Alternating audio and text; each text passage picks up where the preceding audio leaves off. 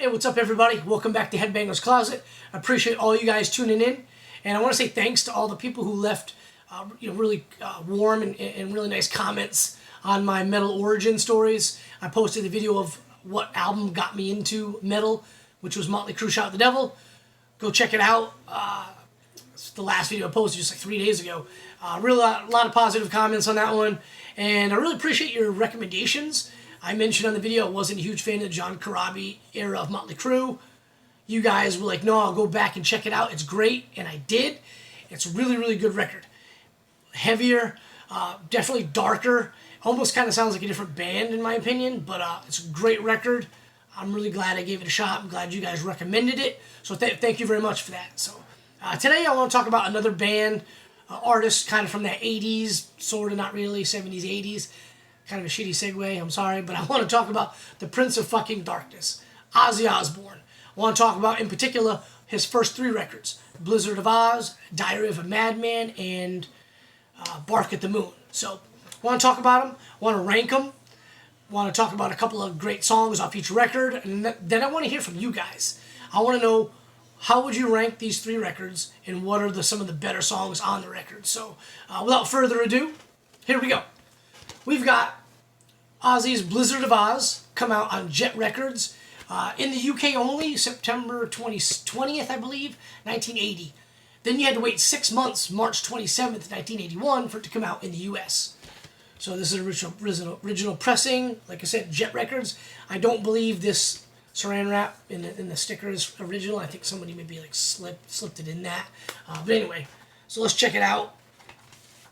This was recorded. Now, check out that awesome label. It's really, really cool. Floodlight marquee, like the old movie theaters and stuff. No insert on this one, just the record, and then a plain white sleeve. But anyway, check this out. This was recorded March 22nd to April 19th. Less than a month, and they were able to put this thing out. Super cool. He's just out of Black Sabbath. Starts his own thing, and right off the bat, his first record is a freaking masterpiece. Randy Rhoads kills it. In my opinion, this is where the legend of Randy Rhoads starts. And speaking of legends, this is also the album that started the whole him biting the head off animals kind of legend, which really wasn't legend, it's actually true. Happened twice. Anyway, the story goes, the album's about to drop. They go to the record executive's office. I think it was like in New York City, big high rise, and I believe either the meeting was in the afternoon or it got delayed. Anyway, Ozzy had time to go out and get drunk and high. Sharon has this thing, she's like, I'm going to release these like doves into the room for whatever reason. I don't remember what the reason was, she said, but they're going to release some doves. It's going to symbolize something. Anyway, they released the doves. Ozzy's whacked out of his mind, grabs one, bites their friggin' head off. Blood spurting everywhere, all over his mouth, dripping down his mouth. And the story goes, the executives like freaked the fuck out. Asked them to leave. They're going down on the elevator and Sharon's pissed, but she says that the radio stations kept getting calls for it. It was a huge hit with the fans. They kept playing it and it just blew up. So that's how that started. Let's go over the tracks right quick. So first song, and this is a classic Ozzy move, which you're going to find on these first 3 records. Actually, for all of his records, there's a barn burner, kick-ass, heavy, fast, in-your-face track to kick off the record. This one's got I Don't Know. Great song. Then they go into Crazy Train. I don't care how many times it's played. To me, it's never played out. I always crank it. Then you got Goodbye to Romance, D, and Suicide Solution. Flip it over to side B, and you've got Mr. Crowley, No Bone Movies, Revelations of Mother Earth, and then the last song is Steal Away the Night. Great, great record. Like I said, it blew up. And again, the story goes, they're on tour because the thing blew up. Sharon, being the super smart businesswoman she is, realizes, let's continue to kind of make bank off the success, and we've got a 6-week break before we got to start the U.S. tour. Let's go and record Diary of a Madman. And this, again, I remember this day, I just watched the video on YouTube of her doing the interview, and I guess she knew they had some of the songs basically kind of written, but not finalized, only a couple of songs, but she's like, let's go in the studio before we go in the U.S. because they were going to hit every major and secondary market city in the country. It was going to take forever. So they did.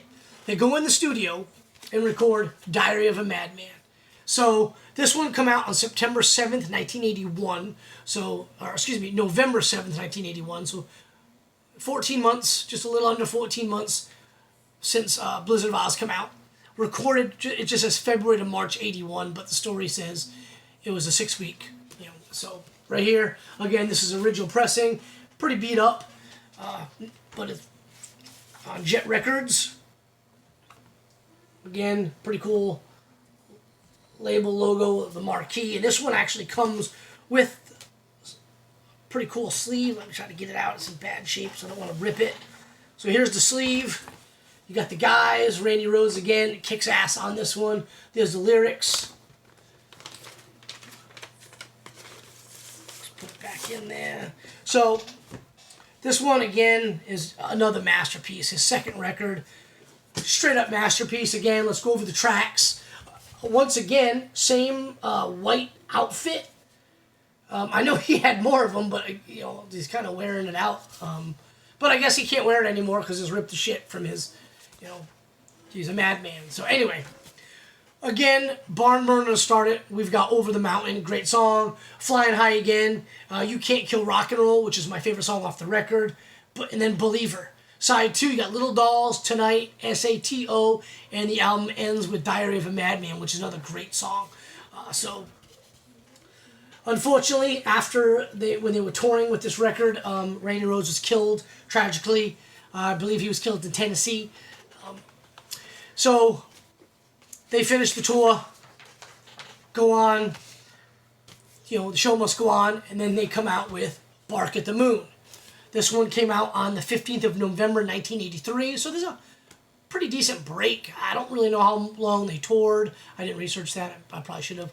I don't know how long they toured for Diary, but a little over a year later,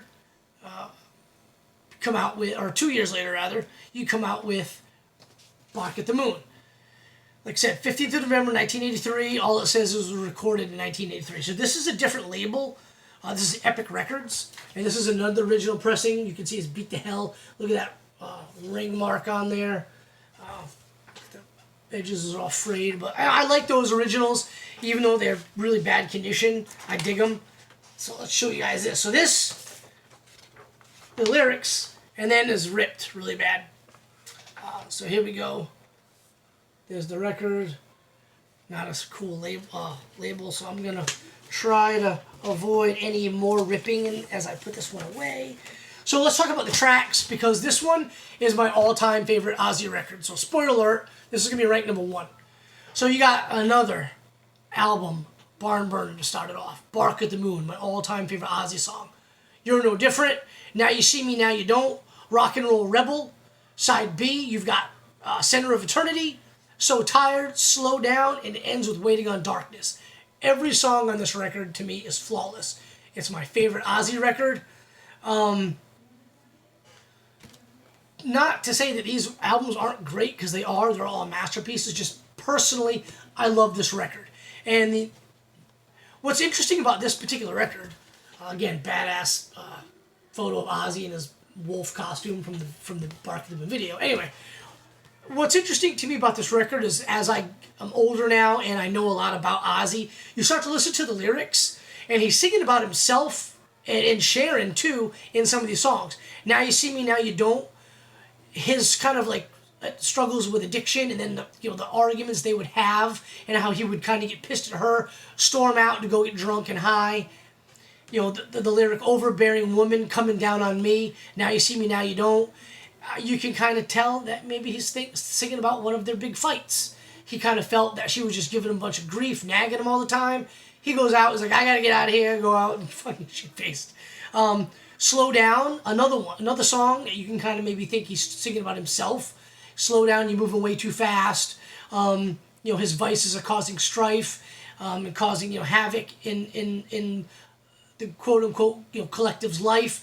You can tell he's maybe singing about him and what he's doing to his family. So, like I said, the lyrics maybe take on a new meaning, but the song is still freaking badass. So, favorite Ozzy record, nothing's going to change it. So, I would have to say I've got Bark at the Moon, number 1. I've got Blizzard of Oz 2 and Diary 3. Although, depending on my mood, maybe Blizzard and Diary can kind of swap 2 and 3 every now and again. Sometimes I'm just in the mood for those, especially that Diary of a Madman, a little bit darker song, kind of tempo change. I really dig it. So, anyway, what do you guys think? Which one of these three is number one? Give me a rundown. 1, 2, 3. Give me a list of, maybe like your 5 best songs off these, collective 3 records. Leave me a comment down below. Hit that like and subscribe. And Headbangers Closet on Instagram. Go find me there. I try to follow back. And you know what? If you follow me and I don't follow you back, it's not on purpose. Just shoot me a message and say, hey man, you mind following me back? I'll do it. It's kind of hard to keep up. I get a lot of those cam girls and those bots. So like I kind of, have trouble like figuring out who's a real human and who's not. So if you want me to follow you back and I don't do it right away, just shoot me a message. It's nothing personal. I'd be happy to follow you. So anyway, check it out. Leave me a comment below. Like I said, like and subscribe. And until next time, guys. Cheers.